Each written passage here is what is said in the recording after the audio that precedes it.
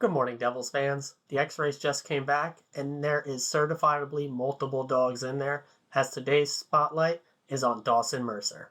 Born October 27, 2001, in Carbonear, Newfoundland. His dad, Craig, is a power line engineer. Craig actually had tried out and could have played for the Leafs AHL affiliate, but he chose not to, instead deciding to stay home in Newfoundland and raise his children along with his wife, Charlotte, who manages a convenience store there in town as well. He also has a younger brother who plays goalie and a sister who plays on defense, so very big hockey family.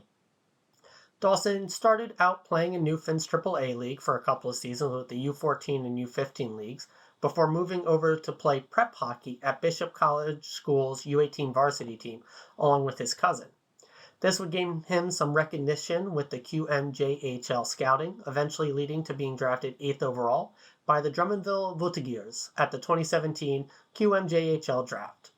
In his second season in the QMJHL, Mercer would be nominated but ultimately lose the Michael Bossy Trophy for the best prospect of the KMJHL to Lafreniere. At the 2020 NHL entry draft, Mercer would be taken 20th overall by the New Jersey Devils. He'd go on to play one more season in the QMJHL with the Chicoutimi Seguinines, and in 2020 he would also win gold with Team Canada at World Junior Championships and would win silver the following year. Mercer would make his professional debut out of training camp for the season opener of the 2021-22 season with the Devils in a win over the Chicago Blackhawks, where he would also record his first NHL point with an assist on an Andreas Johnsson goal. He'd score his first NHL goal the very next game against Joey Daccord and the Seattle Kraken, also a win. In total, he'd score 17 goals, 25 assists for 42 points in 82 games as a rookie, and would be the only Devil that season to play all 82. He'd come 11th in Calder voting with 1 4th place vote and 3 5th place votes. Now as sophomore, Mercer would avoid the slump and go on to score 27 goals, 29 points for 56 points, both career highs, in 82 games, now making him 2 for 2 on playing every game in the regular season. He'd make his NHL 4 assists in 12 games. Both his first assist and goal would come in Game 5 of the first round versus the Rangers. Both of these were on special teams, assisting on a power play goal by Erik Haula, and scoring a shorthanded goal assisted by Erik Haula. In his first 2 seasons, Mercer has 98 points in 164 regular season games. So, on the ice, in only 2 seasons, Mercer's already looking like a guy that could be a real difference maker across the ice. If you want the high-end comparable, we might be looking at a guy that is Mark Stone-esque type of player if he were to remain at the wing as a one-to-one comparable. Offensively, Mercer crushes it in the rush game with the sick one-timer. He has deadly setups with his passing. He also has a relentless forecheck of crashing into the boards and just out-battling guys for the puck, even in his rookie year, then his sophomore, and probably will continue to get better as he puts that man muscle on him. From there, he can drive the net himself or set up his line mates. His shot is also deceptively scary. He has a fairly weird release from my eye test, and it just allows him to freeze up a goalie at the point of release. A big improvement for him from his rookie to his sophomore years was crashing the net front more and just being in position either for a slot shot, deflection, or retrieving rebounds where he scored a good amount of his goals. If Mercer can continue adding all these new elements to a game and keeping everything else he brings at a high level between his forechecking, unrelenting engine, wide repertoire of shots, his high IQ and vision for playmaking, plus the willingness to crash the net, we're going to have a really good one here on our hands going forward, and we already do. Defensively, he's again really just about that engine and being unrelenting on puck carriers. He's also very strong with his stick positioning and just being in the right spot at the right time.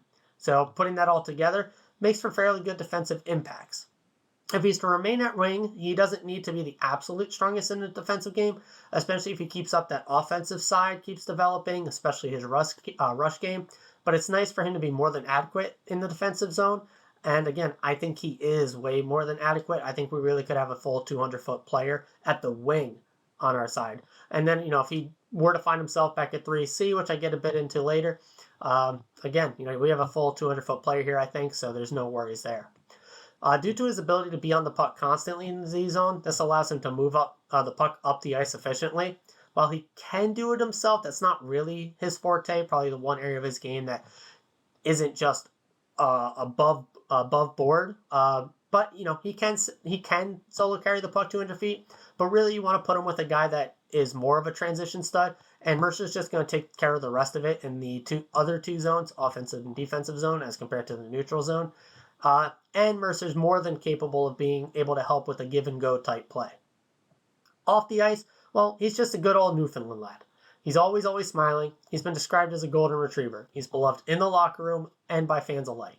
I mean, he's basically a celebrity in his hometown, so we're very glad and happy to have him here. Going forward, well, he's a major piece in this show. He's with the rest of the youth here for a long time to come. He's very likely to start out as a top 6 winger this next coming season, given we've already seen him flourish in that role. But there is a small chance Holtz bursts onto the scene and steals that spot from him.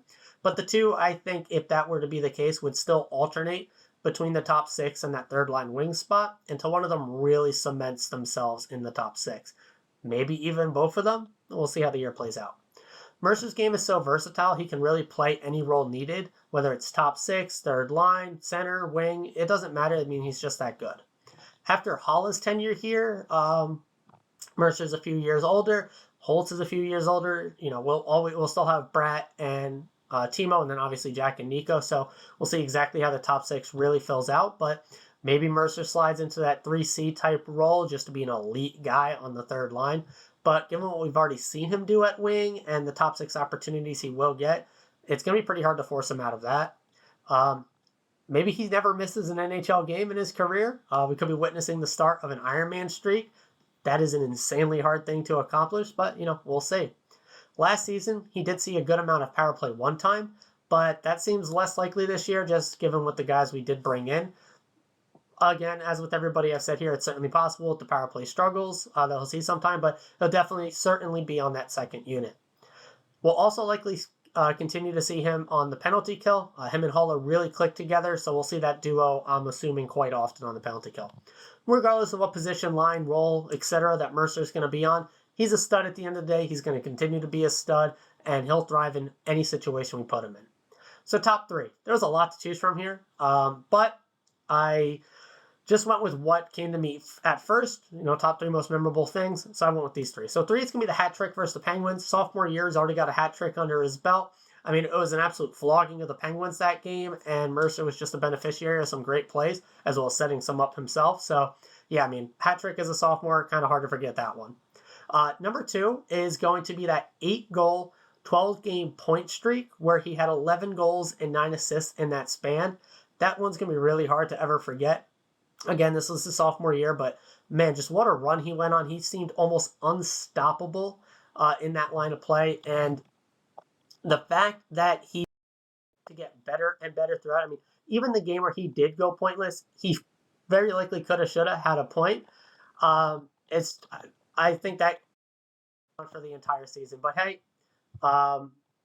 is what it is. Again, even if, you know, it didn't last forever, 8-goal streak. 8 games straight with a goal, 12 straight games as part of that with a point, and in total had 11 goals and 9 assists in that span. Crazy, crazy run. And then number 1, most memorable, was that Bobby Orr goal. Came streaking up the ice, got tripped up on his skate.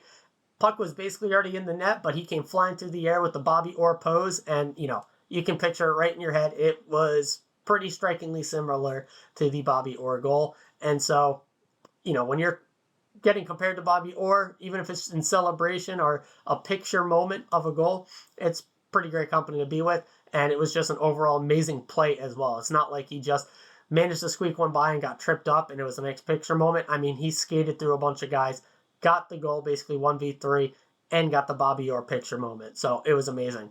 Also, Mercer's going to get a special moment here, as I did have a couple honorable mentions. Another one that stuck out to me, I just couldn't really put over these 3. When he was behind the net in that game versus the Senators and basically just drove 1v4 to the net front and then stuffed the goal in, that really showed the growth from his rookie to his sophomore year. I just don't think we really would have saw that in his rookie year. So that was like his coming out party, really, I think, was that goal. And then, of course, the shorthanded goal over the Rangers. Just an amazing play. Again, that really showed the release that I'm talking about from Mercer on that goal. There's some other really good examples of it, but that one in particular for sure. And playoff goal against the Rangers, I couldn't not mention it. But yeah, that's really going to do it for today. We're into the weekend. I hope you all enjoy it. I will see everyone again tomorrow morning. As always, and forever, let's go Devils.